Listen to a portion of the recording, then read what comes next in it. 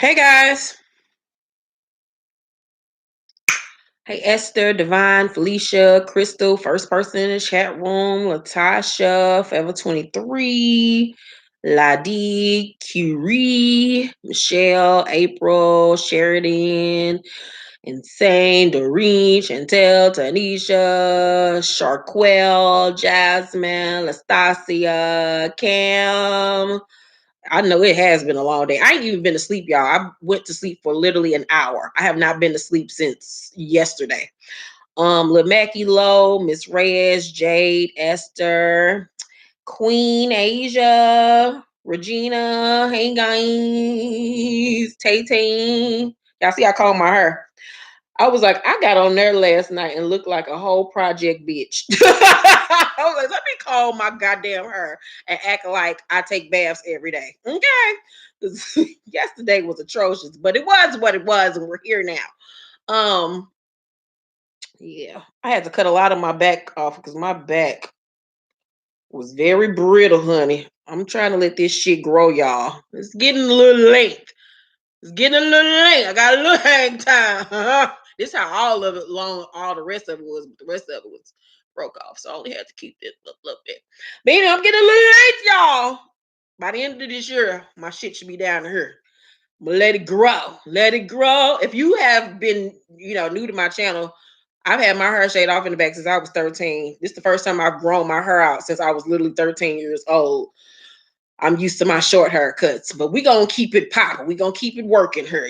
This medium length hair. But hopefully you all had a happy Monday. Happy Martin Luther King Day to all of you. I did not even know it was Martin Luther King Day. Let you know I've been over here working, but shout out to Dr. Martin Luther King. I have a dream that one day these edges will be filled. All right, let's get it cracking lacking in this bitch with this loving hip hop motherfucking view. So this is episode 7, I think. Okay, I hope so. Whatever. All right, so the judge has approved for Infinity to come back to Yandy's house, and she can start the process of being this child's foster mom. They come back to the house and talk. They sit on the couch. Yandy tells her there will be rules, regulations, and responsive motherfucking abilities around this bitch. And the little girl kind of had a look on her face like, okay, bitch, we'll see how long that lasts. And I was kind of looking at her sideways a little bit because, I always pay attention to people's body language.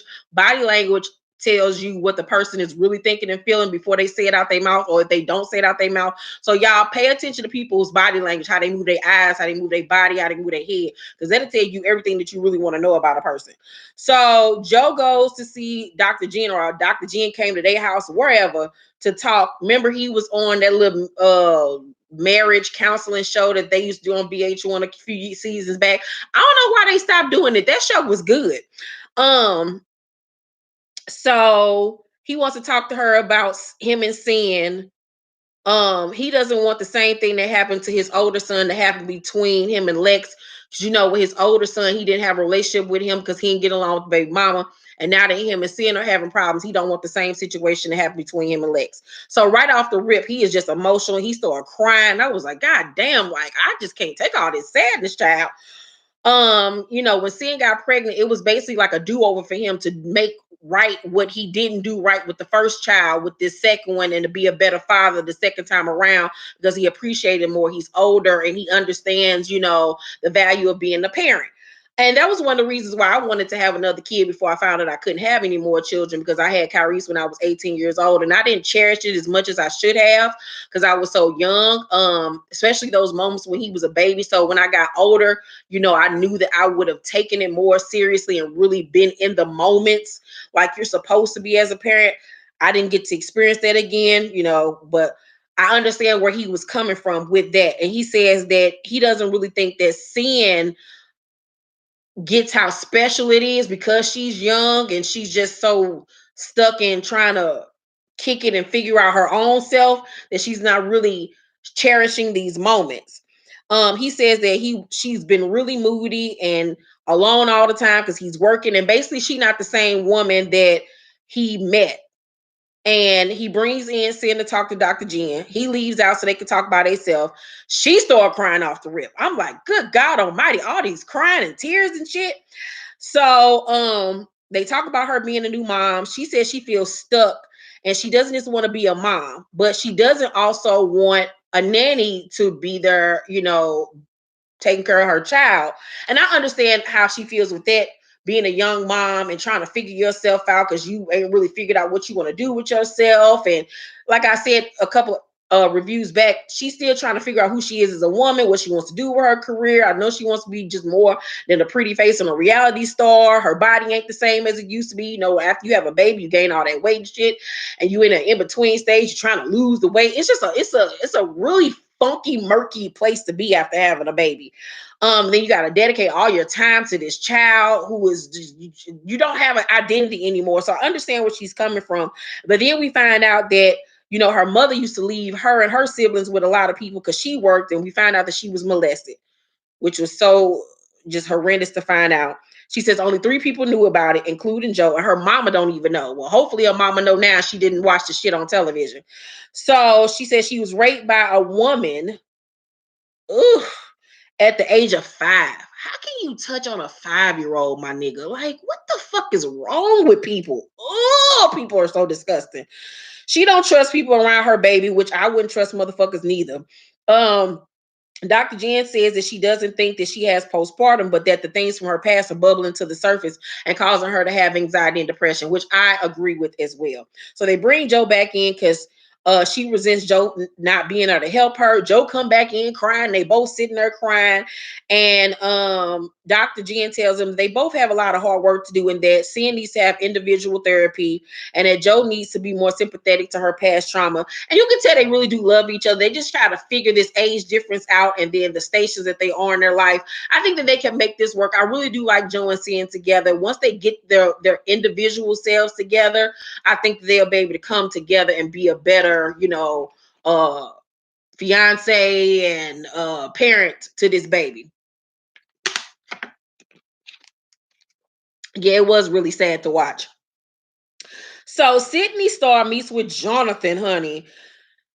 She tells him that she wants to be as big as Cardi B. So he like, you got Cardi B skills? And she like, yeah. He make her get up on the board and start rapping, y'all. I had to tape it. I hope I don't get copyrighted for this shit because I got to show y'all. I had to tape it. That shit had me hollering. Woo! I'm just gonna wait to the part where she started rapping. Hold up, because I don't want this shit to get copyrighted. Because I died. Like I literally was in this bed with tears in my eyes, y'all.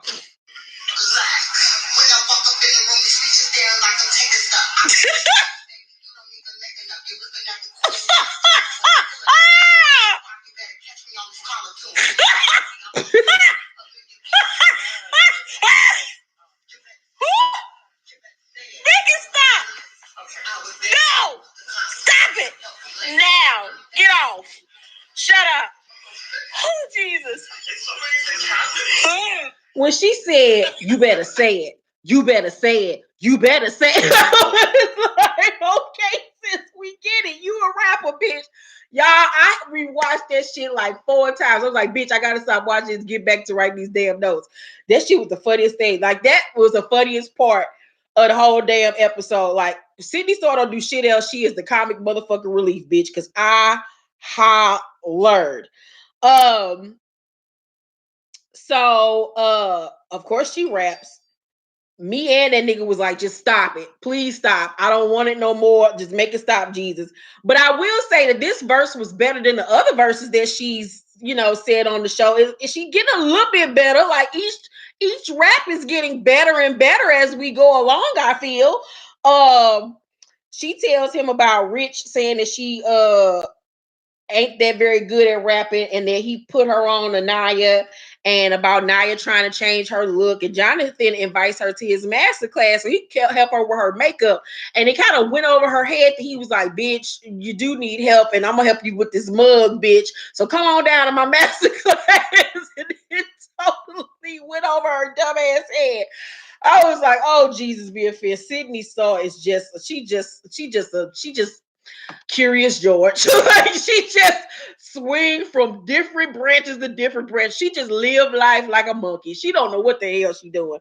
So Jonathan then asks her, can he lick one of her titties? And she literally pulls out one of her implants in the middle of the bar and lets him lick her titty. And I was like, that didn't happen. No, it didn't. I know this is a closed set. They shut down this bar for the night, but still, like y'all niggas is nasty. You niggas is nasty as fuck. So I done lost my space with my notes. Uh Yandy meets with Judy because she been talking about the little girl Infinity staying her behind her back. Judy is skeptical about her and think that the little girl's just a little spoiled little heifer. Yandy hasn't spoken to her former foster parents. She said she reached out, but she didn't say whether or not that she ever got a response from the people. Judy feels like she needs to know more about her. And I agree with Judy. Like, before that little girl would have got in my house, I would have talked to caseworkers, foster parents. Like I would have did all the background information that I could have before I bring this girl in my house. Yeah, you want to help people, but you got to make sure that your kids are being safe as well. So Rich tells his mom about his baby mama Miracle shooting her husband in self-defense 8 months ago. His daughter called him because her financial aid is messed up because the mama and her nigga information was the ones that was, helping her get the financial aid. They gotta go by the parents' IRS forms. I've been going through the shit myself. They tax forms and all that type of shit. And obviously the dude don't want to have his information on her no more because I guess they not together. Some shit. She needed money ASAP for her classes. So they was gonna drop her ass. So she called Rich. He called Miracle to find out what's going on. She's saying everything is okay. Um, he said that the prosecutor are going to prosecute her whether or not the dude pressed charges because I guess because it was all over the place when he was talking. It seemed like to me that he was trying to say that the dude is not going to press charges against Miracle, but the state is. It was all weird because he was like jumping from place to place to place, and it was weird the way he was telling the story. So his mom tells him to bring Ashley to New York to talk to her because she's the one who took the dude to the hospital. She tells him to step up because the mama might be going to jail. And she kind of getting his ass like, nigga, you sitting up here talking about this shit over the phone. You need to bring her up here to find out what the fuck is going on. And I'm like, exactly. Like, why the fuck your mama got to put her foot up your ass for you to step up as a father and go find out what the fuck is going on with your kid? Like, what the hell is going on, nigga? So Yandy says that she trusts Infinity, but decides to meet with her birth mom anyway to learn more about her. The woman come in.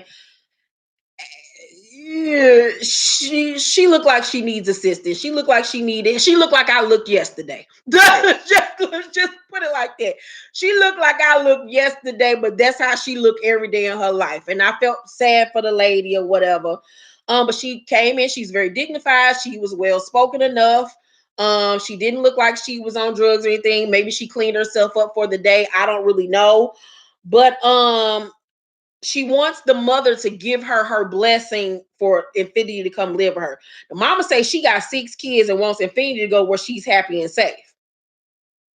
And I'm sitting there like, well, if you an able-bodied bitch, why your child ain't in the house with you? You just like, she ain't happy here, so just let her fly. Fly away. Fly away, child. I'm like, if you ain't nothing wrong with you and people been lying on you, then why you ain't trying to get your daughter back home? What? It was some real murky there with the mama.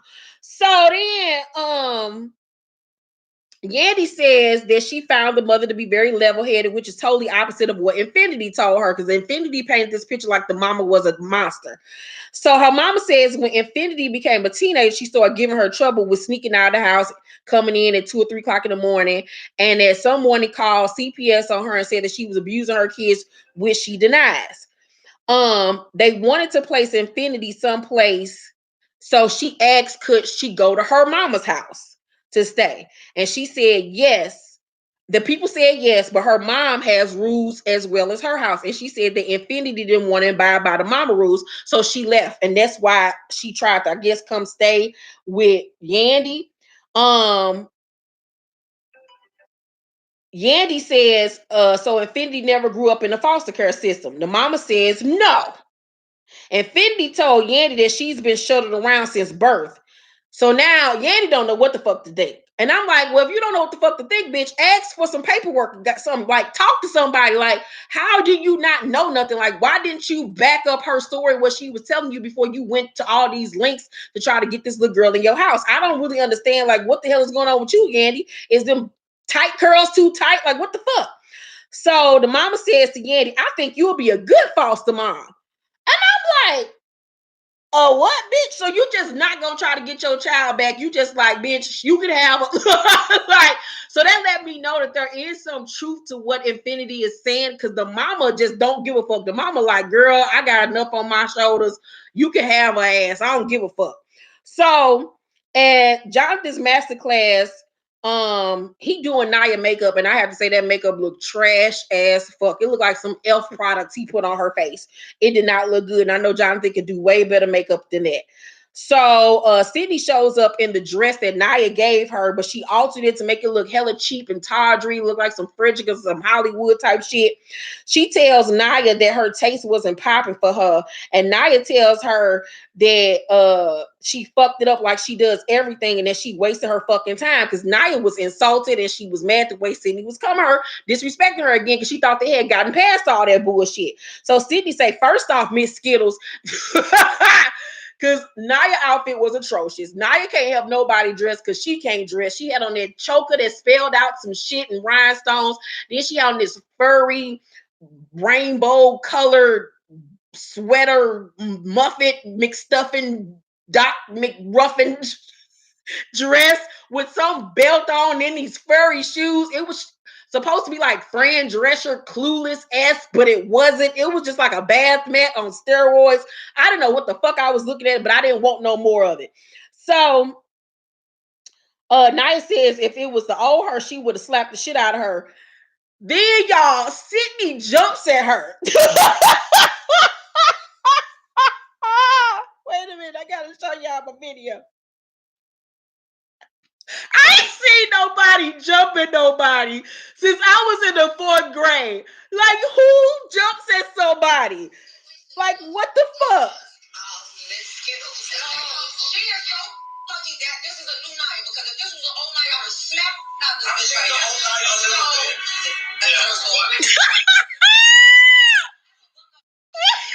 She jumped at her like that.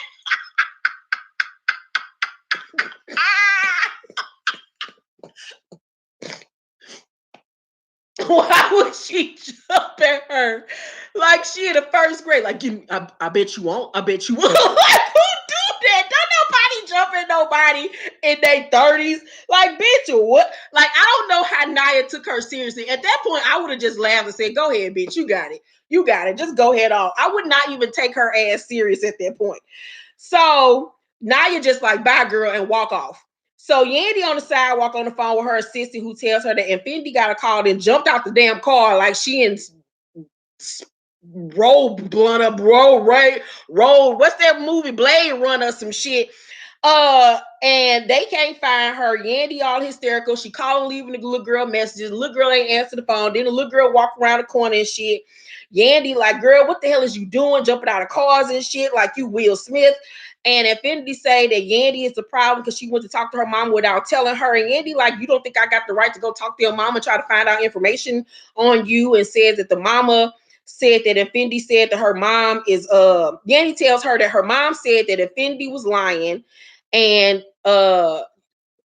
Infinity says that her mama just don't want to accept the truth that she was a shitty mama, basically. Infinity says that her mama is a drunk and be laid up with men, and the only reason why she's doing well in school is because she makes sure that she does well in school. And she kind of checks Yandy a little bit. Yandy starts crying and gets emotional and tell her, you just got to let me, protect you and be there for you. They hug. The little girl started crying. I feel like there's truth to what the mom's saying, and there's truth to what the little girl's saying. I think that the mom is a shitty mama. I think the mama probably is a drunk. She looked like she like a good Coke 45 and some MD 2020. And she looked like she lay up with niggas and use all her wick and her food stamps on niggas. And I do feel like Infinity store acting out and was sneaking out the house and stuff because her mama was probably drunk and passed out. She could do what the fuck she wanted to do. I do feel like somebody called CPS on them because the mama is neglectful. And I feel like there's truth to what both of them are saying. So Remy, Pap, Joe, and Cian meet for dinner. Joe took time off work to spend time with Cian ass, but she went out with her friends, starting and bopping, and said she invited him to come down to the city. His old ass didn't want to take that long ass drive, so he said no. So they had another wasted night. Remy tells him that she's always at home, so why the fuck would she just want to kick it at home with you when she always at home? Pap then come out of nowhere talking, I think y'all niggas just get married. And I was like, what? What the fuck is that gonna solve? Nothing. People got to stop thinking that marriage solves everything. Sometimes marriage makes shit work because then you're legally bound to this nigga. You just can't get up and leave when you want to and just pack a bag and be like, nigga, I'm gone. Now you gotta have paperwork, divide shit up. It's too much. No. So Rich meets with Ashley and Miracle to talk. He and Miracle step outside. He urges her to tell Ashley the truth about the situation. She's being charged with aggravated assault. At first, it was going to be attempted murder. I was like, what the fuck did she do to this nigga? Like, did she shoot him in the heart, in the chest? Like, where she shoot him at? Jesus. She has to go for a plea hearing, and she's in denial over the whole situation. Just pray on it. Just pray on it. It ain't gonna be that bad. Like, bitch, if they gonna give you a plea deal, they gonna tell you, bitch, you're gonna have to at least serve about 5 or 6 years or some shit like that, put you on. Bitch, you're serving time. There's no way that you're coming out of this just on probation or gotta do some community service, bitch. You're going to jail, sis. And she talking about some just pray it away. I love me some Jesus, but Jesus can't fix everything. Jesus sometimes got to make you suffer for the, your consequences. And he probably had been showing you and trying to get you out that situation of that abusive ass relationship for years and years and years and years and years and years and years and years and years. And you kept on ignoring him. No, Jesus, I'm going to stay. No, Jesus, I'm going to stay. And Jesus kept on hitting your ass with rocks and then pebbles and then pebbles and then boulders and then boulders and then boom, it was an explosion. Now your ass about to go to jail behind this shit. Anytime you're in situations where God keep on trying to give you ways out and you keep on ignoring him, you're going to have to suffer the consequences behind your actions. God does give us way out of situations. We fuck up majority of the time. And so this is a situation where this girl was in an abusive relationship, and now unfortunately, because she didn't leave years ago, now she's in a predicament where she's going to have to serve jail time trying to kill this man, which is sad. Now she's going to be away from her kids. It's just a sad situation. Like, Jesus, be offense. So Rich get in her ass about that. Miracle say, but am I at fault? And I looked at the TV and said, bitch, yeah, you at fault. Like, what? You and that nigga is at fault. You and him. I know that sometimes when you are in an abusive relationship, it can be very dangerous and stuff like that. But you got to figure it out. That nigga go to work sometimes. Like, the nigga got to leave the house at some point. That's your opportunity to get the fuck up and run. Like, you have opportunities to get away from this shit. Man, like, fuck that. I've been in, my family members have been through too much shit in abusive relationship. I don't take that shit lightly at all. My uncle killed his girlfriend on some abusive type shit. His daughter then years later died by her boyfriend on some abusive type shit. I have seen how far abusive relationships can go. Don't ever play with that shit. When that nigga grab you by your throat, or a nigga grab you up, or push you down, or threaten you, that shit ain't cute, my nigga. Run, because this shit can cost your damn life. So don't never think that shit is cute, or he just loved me, or he just jealous, or thinking that shit is sexy. That shit ain't sexy. It's not. So Rich say, I'm faulting you because you had my daughter take the nigga to the hospital, and I should have known about this. Apparently, they didn't even tell him this shit. Miracle said, I didn't think it would come to this. Well, bitch, what did you think it would come to? So they go back inside to talk to Ashley. She tell Ashley what her charges are and that she's being offered a plea deal. Ashley started crying, but she takes it very well. You can see she's a well-adjusted young woman. Her mom says that she should have left him a long time ago. Ashley doesn't blame her mother. Rich then blames himself because he feels like he let them down, which he did because he did not step up as the father and do what the fuck he was supposed to do. And it's sad that now that this girl is in her damn near 20s, now you're realizing that you were a deadbeat ass daddy and that you were not there to protect your goddamn daughter. Like he said, he left them in Memphis. He moved to New York, living his best life, left his daughter down there with this mama and this nigga in this abusive ass relationship, not knowing what the fuck is going on. He think because he FaceTime her or talk to her or see her every couple of months that that's being a daddy. And now he realized that ain't what a father's really supposed to do. And he realized that he should have stayed his ass there. Whether they was a family or not, he should have just been there, physically there, so he could have eyes on his daughter. He did not do that. And he failed that little girl. And that's something that he's going to have to deal with. And that mama going to have to deal with the fact that she failed her kids too. So he apologized for not being there and tells Ashley that she's going to go to therapy, which I think is a great idea because the little girl does need therapy. And the episode went off. It was very sad. I started crying at that point because I was just like, this is just too much. Like, Jesus, be offense. I can't deal with all this sadness. Yeah, I mean, yeah, we all knew that he was a bit deadbeat dad. He tried to deny it in the beginning, but now he ain't got no choice but to admit to it now, which is sad. I just, hope that, the kids be all right because it seemed like she got another child by, I guess, the dude or whatever or somebody else. But I just pray for her kids. I just really, that's just sad. It's just sad. So that's my review on Love and Hip Hop, you guys. I'm ready to watch Big Brother. I just saw a little clip about Candy and Tamar in their confessionals talking about why they don't get along. Remember, they don't get along no more because last year with that stuff when they was on tour with the Escape Tour and Tamar was opening up for them and she invited T.S. Madison and Kaya to come on some being funny type shit. And remember, Kaya and them used to talk about Candy. Every man wants a woman.